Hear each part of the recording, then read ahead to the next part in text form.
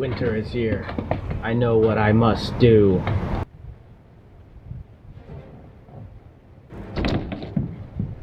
What was that?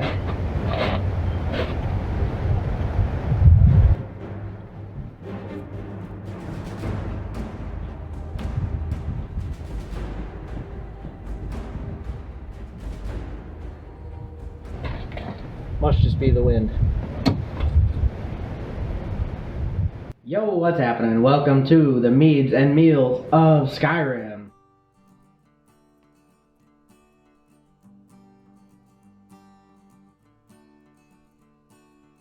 I've got here the Elder Scrolls official cookbook, and in it there is a bunch of good mead recipes and good food recipes. And so what I want to be doing with this series, I want to make some meads and then later on have some meals to go with those meads when they're ready. But today I'm going to be starting out with the Honningbrew mead. It's going to be the first one I make. It's a simple one. And then next week, I'm going to let these ferment for 2 weeks. So next week I'll make the next mead, which will be the Blackbriar mead. And then the following week, I'll be able to try the Honningbrew mead, and I'll be able to try a dish from Skyrim. So I'm super excited to be getting into this. Let's start making some mead. First thing first, I'm going to go ahead and sanitize this growler I'm going to be using for making the mead. So the process they have you use is a little bit different from my process, but some things are kind of the same. So first they want you to put 2 cups of honey into your carboy here. So we're going to go ahead and do that.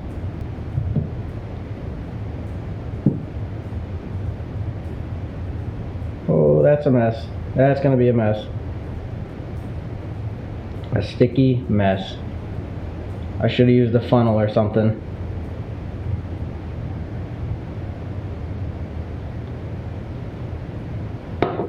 Okay, I'm going to try that again, but this time better. Maybe if I go slower. There we go. Still not the best, but it's working. It's working. I'm going to use this cup to measure out water when I pour the water in, so hopefully I can kind of rinse the rest of that honey into the mixture here.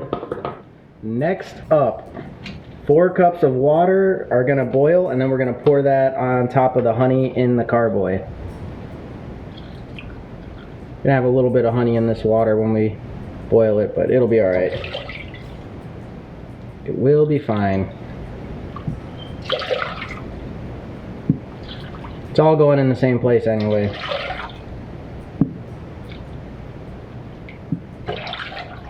Alright, so there's 4 cups of water.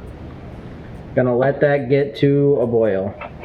We have boiling. I'm gonna go ahead and shut this down and kind of let it cool off a little bit, because I don't want to dump that straight into the carboy while it's like super hot. We'll let it chill for a second. It'll still be hot enough to kind of break down the honey and get it all mixed up. Okay, I'm pouring the hot water, and let's hope I can do this better than I did the honey. I don't know how this is gonna go. Oh, it's okay. A little bit on the counter isn't gonna kill anybody. It's just water. There we go. Just hot water. Alright, so now we're going to kind of try and swirl that in here and get it to break down the honey a little bit. Ooh, that's hot. That's still real hot. I mean, that's got to have done it at that point. Yeah, some pretty hot water going in there. I smell honey. Alright, so we're at about a little less than halfway. I'm going to add a little bit of cool water to cool that down a little bit, because my next step is going to be adding the fruit. Try and get a little more of this honey out of this cup still.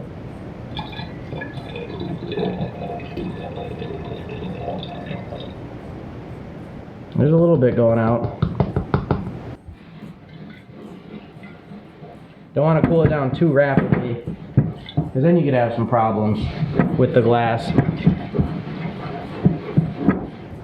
Yeah, I don't see any like stuck honey on the bottom of that, so I think it's good. I think it's well mixed.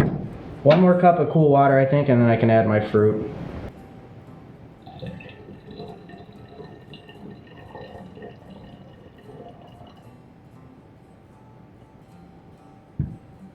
Okay, so for the fruit, you're gonna add a half of an apple.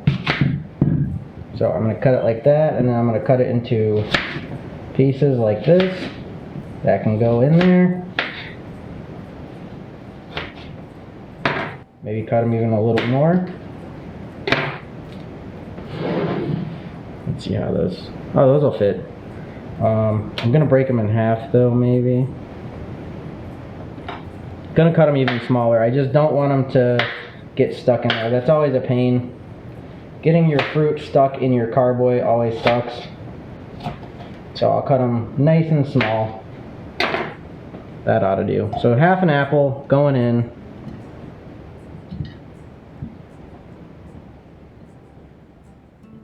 See, this is different from what I would normally do because I usually add the fruit in the secondary ferment. So like when I take it out of my main fermenter, I'll throw the fruit in then when it's pretty much done fermenting. This is good. I was just about due for a snack.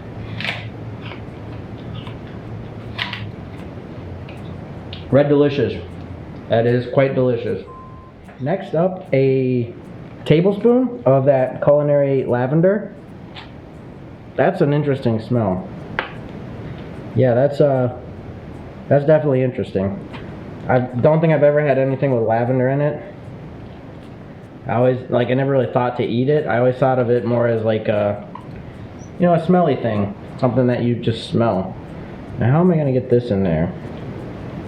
This is gonna be difficult.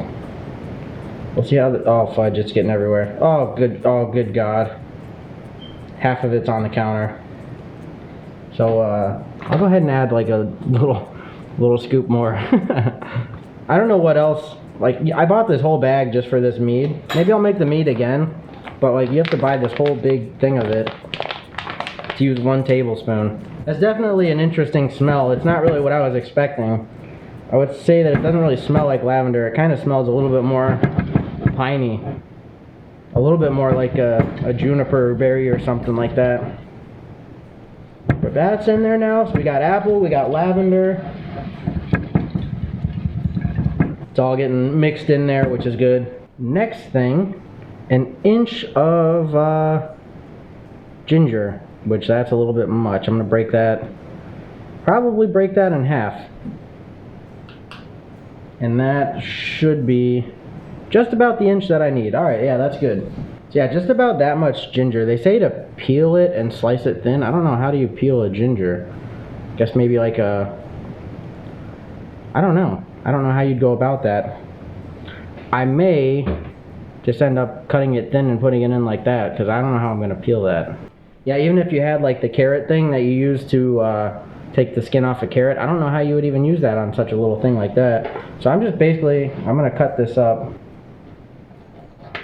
into some slices.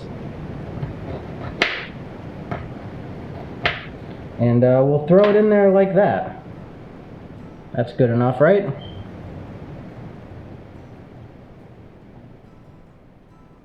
Get that mixed in there. I'm very curious how this is going to be. So like I said, I'm not used to putting the fruit and stuff, the other ingredients in right off on the initial ferment. So the sugar from the apple is going to ferment, plus just the lavender and ginger. I don't know how I feel about that. Ginger I'm sure will be good, but lavender, it's a very different smell. Just want to make sure I got it all nice and mixed in there. Make sure all the ingredients are getting into the concoction here. It's like a potion. So now we're going to top it off with water. I'm still using this cup because I still want to try and get more of that honey out of it. Because I could really just pour the water in at this point.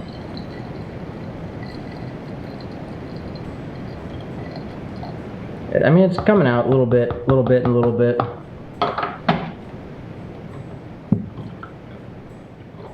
This is also kind of adding some oxygen to it. Them bubbles, getting some air in there for that yeast. The yeast loves some oxygen. Oxygen and sugar, that's its favorite things. Which we got a lot of that in there. So we're gonna leave, you probably can't see it because this is a dark carboy, but we're gonna leave it like that. It's just up to that marker. The rest of that room is gonna be for the foam, for it to ferment, and just, you always wanna leave a little space in your carboys. My God, I made a real mess with this one. I am out of practice when it comes to mead making. Now for the final thing, the yeast. I'm using that Lavalin D47. I still had some of it left over. I'm thinking I'm only gonna use about a half a pack here. We'll see how that does. Cause I mean, it's so much, I usually make like 6 gallons. We're only making half a gallon here, so I mean, I can't imagine it's gonna need much yeast.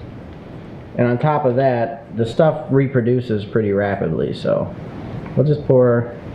This is what the recipe says to do too, because this is kind of like for amateur mead makers, I would say, like people that don't know how to brew.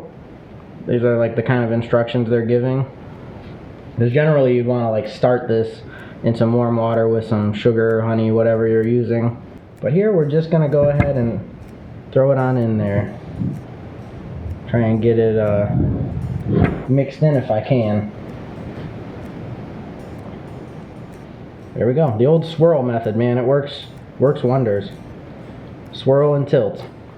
Yeah, the fruit's up top there, kind of stopping it from getting in there. Here's what I'm gonna do actually. Kind of stick this in there. Alright, that's it. That's everything in there. Last step here, adding this and the airlock. So I checked before I used this. This does just about fit in there, I believe. I thought it did. Maybe I grabbed the wrong growler.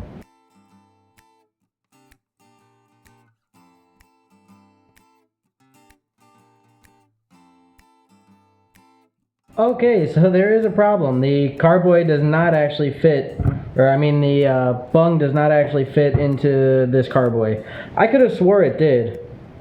I tested this out before I set this all up, and it worked, but now it's like I just can't get it in there. Maybe I grabbed the wrong one, the wrong growler. But yeah, it's not going. So now I don't know what I'm gonna do. Alright, so here's what I'm gonna have to do. This is the only thing I can think of, the only solution I can find. I got the 2-gallon Mr. Beer fermenter, so I'm gonna go ahead and put this into there, and hopefully it still works out alright. Hopefully I can get the fruit out okay. It's alright that we're adding oxygen at this point, because, oh, the apples are coming out. Because this is the point when you kind of want oxygen to be in it. If we had to do this on like a secondary kind of ferment, we probably would have some problems, but it should be okay. And the apples are actually coming out alright. This is working out okay. Come on, get out of there. It's got a nice smell to it. I'm a little worried that because this is for 2 gallons, that half a gallon in there, I don't know if it's going to ferment right. But at this point in the game, the only thing I can do is hope. I'm going to put just a splash of water in here, so that way I can get anything else that's left out. Actually, I don't think there's anything left. I think we're pretty good. This actually smells super interesting. So yeah, I'm going to close it up and put it away for 2 weeks. In 2 weeks, I'll be able to go ahead and test it. Alrighty, so that does it for this week's Meads and Meals of Skyrim. Stay tuned to next week where I'll be making Blackbriar mead, and then stay tuned to the week after that, because then I'm going to be sampling this mead, this Honningbrew mead today that I just made, and I'll be testing out one of the meals from Skyrim. So some pretty exciting stuff coming up. Make sure you hit that subscribe button down below and turn on the notifications so that way you don't miss out when I drop these videos. Like this if you enjoy it. It helps out with the algorithm and all that good stuff. Anyways guys, thanks again for watching, and hopefully I'll see you in the next one.